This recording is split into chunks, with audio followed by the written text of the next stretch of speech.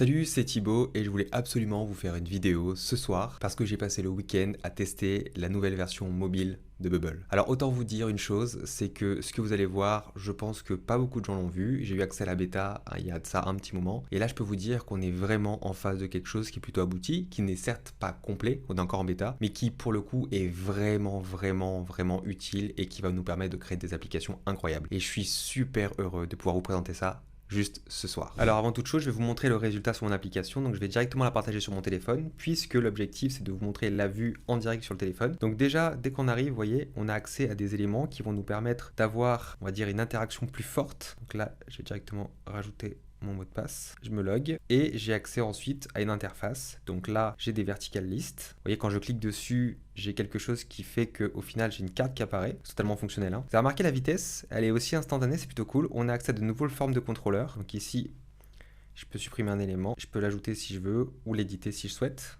Donc voilà, avec une nouvelle forme d'éditeur. Et je peux aussi avoir une forme de card, comme on pourrait avoir par exemple sur Instagram, avec le système de card qui s'applique. Alors bien évidemment, c'est une application rapide que j'ai fait pour vous montrer, mais j'ai beaucoup de choses à vous dire sur son usage et sur la comparaison que j'ai pu faire avec une application Bubble en version web. Alors si vous attendiez l'excuse de la partie Bubble mobile pour vous mettre à Bubble, sachez que les logiques de Bubble mobile et de Bubble web sont similaires sur la partie workflow, base de données, API, backend, etc. En fait, littéralement, on est en terrain connu. Par contre, effectivement, si vous avez déjà fait du Bubble, que vous avez un niveau moyen à avancer, eh bien, sachez que certaines logiques vont être assez perturbantes au début parce qu'il y a certains contrôles qui sont différents. Alors déjà, vous allez voir des nouveaux éléments que vous ne connaissez pas et que vous allez devoir apprendre à utiliser dans le contexte de la partie mobile. Mais de l'autre côté, vous allez rechercher par réflexe des éléments comme la partie repeating group que vous n'allez littéralement pas trouver. Donc pour le coup, dans cette vidéo, je vais juste m'attaquer à certains points précis qui vont perturber la plupart des bubblers. Il y aura une autre vidéo qui va littéralement s'attaquer au tuto global de la partie mobile pour les personnes qui démarraient dans la logique de Bubble, mais en passant par le téléphone. Alors pour répondre à l'interrogation numéro 1 des personnes qui suivent cette chaîne qui font du Bubble, non, le partie mobile native n'est pas simplement un changement de taille. Vous allez devoir avoir une application qui va être au sein de votre même application faite pour le mobile. Vous le voyez dans mes écrans ici, j'ai des mobile views qui sont différentes de mes pages et pour le coup, eh bien, vous allez devoir construire avec une logique similaire mais un petit peu différente. Vous allez voir qu'on ne peut pas l'adapter complètement à votre application mobile. Mais rassurez-vous, vous n'aurez pas à repartir de zéro parce que Bubble a pensé à un élément que je trouve extraordinaire, c'est la WebView qui vous permet littéralement d'avoir votre application en mode web directement dans votre application mobile. En plus, avec un transfert de data à l'intérieur des éléments entre la partie mobile et la partie web, c'est un petit peu comme si on avait un encapsuleur comme The BDK, mais développé dans sa propre application et sans passer par l'extérieur. Je trouve ça assez dingue, hyper malin, et je l'ai un petit peu testé, je trouve ça vraiment intéressant, j'en parle de la suite de cette vidéo. Maintenant qu'on en sait assez, un petit tour du propriétaire s'impose. Alors je vous rappelle, ce n'est pas un tutoriel, je vais présenter quelques grands concepts, quelques grandes différences sur les éléments que vous n'avez peut-être jamais vus avant, et je vais aussi vous expliquer 2-3 petites choses qui à mon sens sont importantes à bien voir. Alors déjà, ce qu'il faut comprendre, c'est que j'ai accès avec un paramètre, et je pense que dans quelques temps on aura accès à la bêta pour tous, et quand on l'active, on a accès à des éléments, de ce qu'ils appellent des mobile views, qui sont au-dessus de vos pages, donc pas dans vos pages, mais bien dans votre application. Ce qu'il faut comprendre aussi, c'est que notre interface, à part la taille, elle ne va pas différer de grand chose. L'élément tree est le même, la partie visual element, il y a des éléments en moins et des éléments en plus, et vous avez la partie containers pareil, et la partie input form pareil. Ne comptez pas pour l'instant à ce stade sur les reusable elements, ils ne fonctionnent pas, ou en tout cas moi j'y suis pas arrivé, mais il y a une autre logique derrière qui est plutôt intéressante, et je pense qu'en fait on ne pourra plus faire de reusable element comme avant. Aussi, quelque chose d'important, vous avez la partie settings avec une partie mobile qui fait son apparition, avec la capacité à rajouter de la configuration, et je pense que on va avoir pas mal de choses à comprendre et à les percer. Il y aura vraiment un sujet produit côté mobile, côté déploiement, donc ça va être assez rigolo. Et enfin la partie preview, donc ça c'est plutôt important, c'est que quand vous allez faire une preview, comme on est habitué sur Bubble, on va aller sur une partie web. En fait le problème c'est que la partie web elle est pas toujours vraiment utile, puisque certains contrôleurs ne marcheront pas, donc pour le coup pas très pertinent, même certains affichages sont un peu dysfonctionnels. Même si on peut tester différentes tailles de mobile, c'est plutôt cool, je trouve que tout ne fonctionne pas comme je l'attendais. Alors peut-être que c'était un bug à ce moment-là, peut-être que ça va être réglé, mais en attendant cependant, je vous conseille surtout que quand vous allez regarder votre version Bubble, Bubble a lancé une application test pour l'instant qui s'appelle Bubble Go, qui vous permet d'avoir littéralement accès à votre application sur un téléphone, comme je l'ai montré tout à l'heure, et donc d'avoir les contrôles complets, comme on serait sur un vrai téléphone, et surtout d'avoir le ressenti. Je pense que ça c'est hyper important, surtout quand on teste une application mobile avec tout ce qu'il y a comme interaction possible avec un téléphone. Alors déjà, ce qu'il faut comprendre, c'est quand on arrive sur une application mobile, on va s'apercevoir que on est dans une logique de view, et tout nous l'indique dans l'éditeur. View title, view type, view mobile view. Donc c'est comme si on faisait une single page app avec plein d'écrans qui se succèdent, ce qui fait et qui explique que l'application soit aussi rapide. Et de cette logique-là, en fait, on va avoir à la fois des views et à la fois des tabs. Donc une logique qui va être finalement compartimentée pour découper son application finalement sous forme de groupe plutôt que de pages comme on aurait sur le web.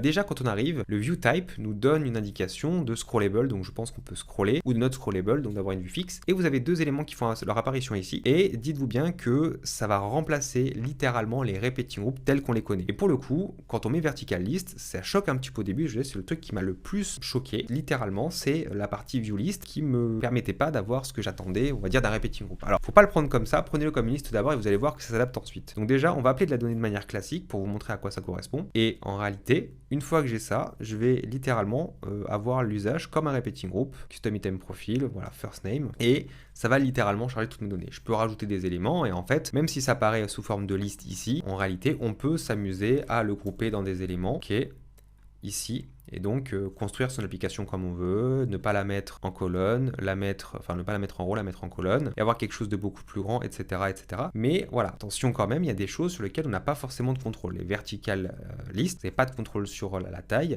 il faut aller chercher dans le groupe, et c'est le groupe qui va dédier la taille de la liste, par exemple, qui va ouvrir la liste pour tout le reste. C'est un sujet comme ça qui sont très perturbants, mais en fait on peut recréer une équivalence de repeating group, mais pas pour le coup bloc par bloc, pour le coup c'est sous forme de liste, que ce soit verticale ou horizontale, et pas du tout disponible au niveau des éléments, ce qui est perturbant au début. Alors bien évidemment, tout ce que je dis va être de la version que j'ai sous les yeux, peut-être que dans quelques mois ou quelques semaines ça aura changé. Mais en tout cas, pour l'instant, c'est comme ça. Je reviens en arrière et surtout, je vais vous conseiller une chose, c'est que actuellement, l'usage du repeating group en tant que tel est peut-être un mauvais usage tel que c'est présenté. Je vous explique pourquoi. En fait, Bubble a prévu un truc que je trouve plutôt rigolo, c'est que dans son usage, ils ont prévu un système, alors c'est plutôt bien foutu. Quand vous cliquez sur une carte, vous avez accès à des contrôleurs au niveau d'apparence qui s'appellent Leading Swipe Action et Trailing Swipe Action. En gros, bascule à gauche, bascule à droite, je les appelle comme ça. En fait, c'est assez rigolo parce que ça vous permet non seulement, alors pour ceux qui ont reconnu Guidelines Apple, vous avez une icône qui apparaît à gauche que vous pouvez modifier et sur lequel vous allez pouvoir appliquer un workflow avec la capacité soit de l'avoir comme une option, donc ça s'affiche juste comme un bouton et vous pouvez cliquer dessus ensuite, soit de l'étirer complètement pour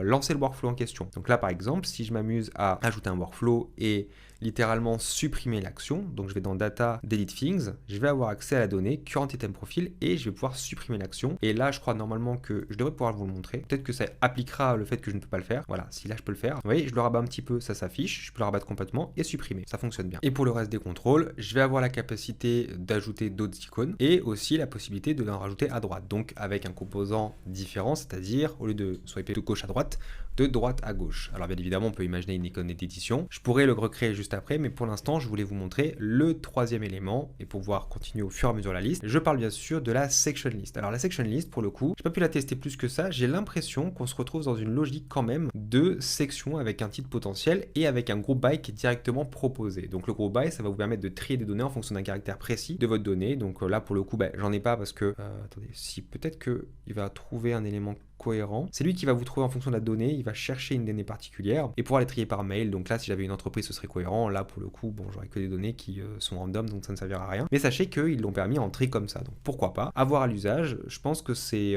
plutôt dans un contexte mobile qu'on a moins vu, en tout cas, ou sur lequel je suis moins habitué. Si je continue un petit peu, donc la vertical list, et je vais le laisser, je vais faire le tour des éléments. Donc à barre, vous avez la capacité d'afficher une view title. Donc là, pour le coup, dans cet écran-là, ce sera pas important, mais dans les autres, ça vous permet d'avoir une, vous savez, un haut d'écran, donc c'est plutôt cool. Et vous avez les safe areas. Donc les safe areas, ça vous permet d'avoir un élément qui vous donne visuellement l'affichage des éléments sur lesquels vous ne pouvez pas dépasser logiquement. Et non seulement c'est esthétique, dans le sens où ça vous permet d'avoir une limite, mais ça l'impose à vos autres éléments. Donc ça permet non seulement de ne pas avoir un élément qui remonterait sur les éléments du téléphone comme l'heure et la partie mobile, batterie, etc. Et aussi en bas, parce que vous avez une barre en dessous, en tout cas sur l'iPhone, qui vous permet de supprimer une application en quelque sorte, en tout cas de l'enlever de votre actif. Et donc c'est plutôt pratique et d'avoir pensé à ça. Ensuite, vous allez avoir un truc qui est un peu particulier, c'est quand vous cliquez sur Include Tab Item, vous avez un élément qui s'affiche juste ici, qui est en réalité un menu, en fait, donc un menu tab, avec la capacité à l'intérieur de pouvoir rajouter des éléments. Donc en fait, c'est ça qui est particulier, c'est que j'affiche des éléments par là, et ensuite je les ai en contrôle ici. Et vous voyez que là, je suis sur une table mobile avec une view Mobile One et une icône associée. Et en fait, si je clique, alors là, je suis dedans, et là, si je clique juste au-dessus, la tab bar, donc c'est un nouvel élément. On n'a pas accès dans la partie éléments, mais on y a accès dans la partie options. Donc je résume, hein, on a des options qui s'affichent dans la partie menu contextuel et qui affichent dans la partie Elementary.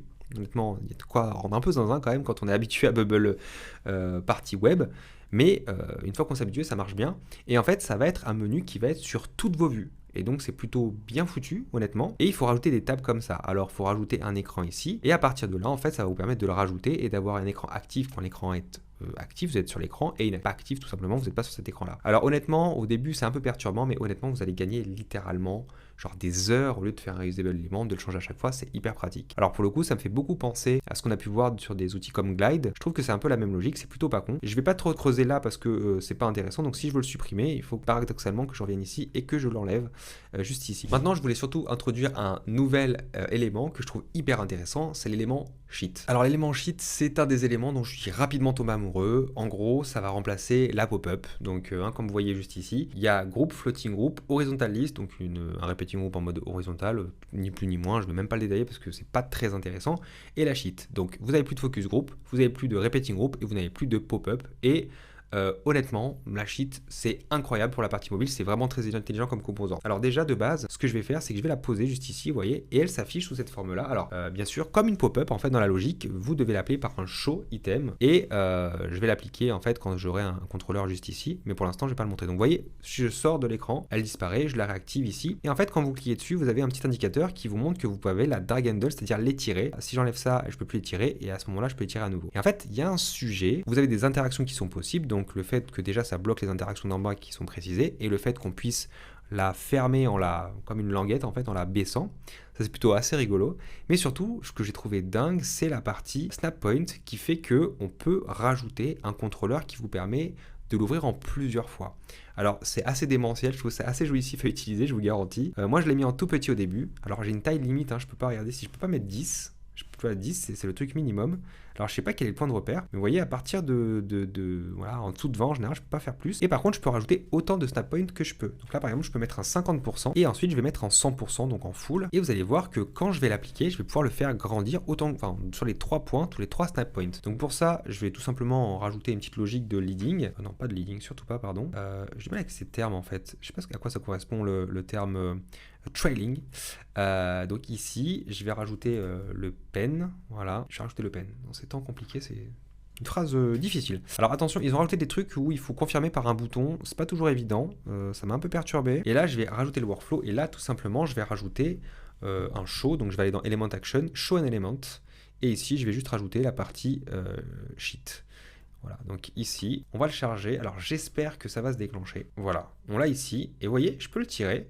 Et si je le tire à la moitié, vous voyez, il revient. Et hop, je peux le faire grandir. Et entre les deux, il n'y a vraiment que 3 tailles. Et sinon, si je pars en bas, il disparaît. Et à l'intérieur, je peux rajouter ce que je veux. Et il y a la même logique que les autres éléments, à savoir comment je serai sur ma vue, je peux rajouter des éléments scrollable, unscrollable, verticaliste, etc., avec une data source. Donc en fait, ça va vous permettre de faire des inputs, ça va vous permettre d'afficher de la donnée, de faire toutes sortes de choses, ou même des éléments dans le détail. Et je trouve ça extrêmement cool parce que honnêtement, de tous les composants que j'ai vus sur la partie mobile, je trouve que c'est celui qui donne le plus d'interactions en mode mobile, quoi. Donc ça, c'est vraiment très très cool. En tout cas, voilà, l'élément Sheet, c'est celui qui m'a fait le plus kiffer au début et que je trouvais le plus rigolo à interagir parce qu'il y en a vraiment un ressenti mobile en fait. Alors je pourrais vous parler encore longtemps de tous les détails et des différents changements, comme par exemple le data time picker qui change et qui ne s'utilise plus de la même façon, ou alors encore l'appareil photo qui est devenu natif et qui passe dans les workflows sans avoir installé de plugin, ça c'est plutôt extrêmement cool. Mais pour le coup, je ne veux pas rentrer dans un tuto, sachant que d'autres fonctionnalités vont être shippées dans les semaines à venir. On va dire cette vidéo du coup deviendrait trop vite obsolète. Non, pour le coup, ce que je voulais vous montrer, c'est une fonction qui, à mon sens, m'a fait littéralement changer d'avis sur le quand j'allais me mettre à la partie mobile. C'est la partie WebView. Donc déjà, ce qu'il faut comprendre, c'est que la WebView, c'est, alors pour que ça fonctionne, littéralement, il faut avoir une application. Donc là, je viens de mettre une application qui est mon micro SaaS qui tourne à côté, donc avec des pages, du fonctionnement, bref, une application avec des écrans. Et j'ai juste à prendre ma WebView, et la mettre dans mon application. Alors vous voyez, c'est le truc qui va vous péter le crâne parce qu'une fois que la WebView est posée, vous avez accès aux pages de destination de votre propre application. Donc c'est comme si vous encapsulez votre application. Vous avez accès à toutes les pages. Alors bien évidemment, si elles sont responsives, elles s'afficheront mieux. Voilà, si je suis sur la page app, etc. Si elle n'est pas configurée pour, ça peut être un peu compliqué. Je peux afficher la partie mobile. Alors j'ai remarqué des fois des logiques qui n'étaient pas bonnes parce que la partie mobile, même si ici elle était bien configurée, eh bien j'avais l'impression qu'elle n'était pas bien prise en compte sur la partie mobile. C'est-à-dire que ici, eh bien, normalement j'ai un écran qui est responsive, mais là c'est pas pris en compte. Après, dans les tests, normalement, j'ai fait le test, ça marche bien. Ce qui est fou aussi, c'est que vous allez pouvoir envoyer de la donnée et des paramètres supplémentaires. C'est comme si c'était un go-to-page, comme une iframe dans laquelle on va pouvoir interagir. Et ça, c'est assez dingue parce que non seulement ça vous permet d'avoir du contrôle au niveau des menus, mais par rapport à votre application web, mais pour le coup, ça va vous permettre de ne pas tout refaire. Alors, bien évidemment, là je suis très extatique en voyant ce fonctionnement, ça reste à tester. Je pense qu'il y a des éléments quand même dans la logique qui vont être un peu complexes et qui vont du coup avoir un impact sur la partie mobile et sur la partie web, mais je pense quand même qu'on va gagner un temps de dingue pour basculer d'une application à l'autre, et même au pire de faire une partie wrapper mais sur votre propre application mobile, ce serait juste une dinguerie, et surtout pour un coût bien moins cher que se lancer par exemple sur un BDK. Aussi, ce qui est important de comprendre, c'est que on n'est qu'au début de l'usage, et vous allez voir que tout ce qu'on va faire dans les prochains temps va être sur une partie produit mobile qui ne se prend pas comme un produit web. Et je pense qu'en fait, la principale friction qu'on va ressentir à ce moment-là, c'est plutôt de faire des applications en mode mobile que plutôt de faire des applications web en mode bubble comme on faisait avant. Et je pense que ça va être ça le principal gap à franchir pour vraiment faire des applications plus que viables sur le marché. Dernier point aussi, c'est, j'attire votre attention sur ce sujet, si actuellement on peut utiliser ses propres apps en mode web, et bien du coup ça me pose une question légitime sur la partie paiement. Actuellement,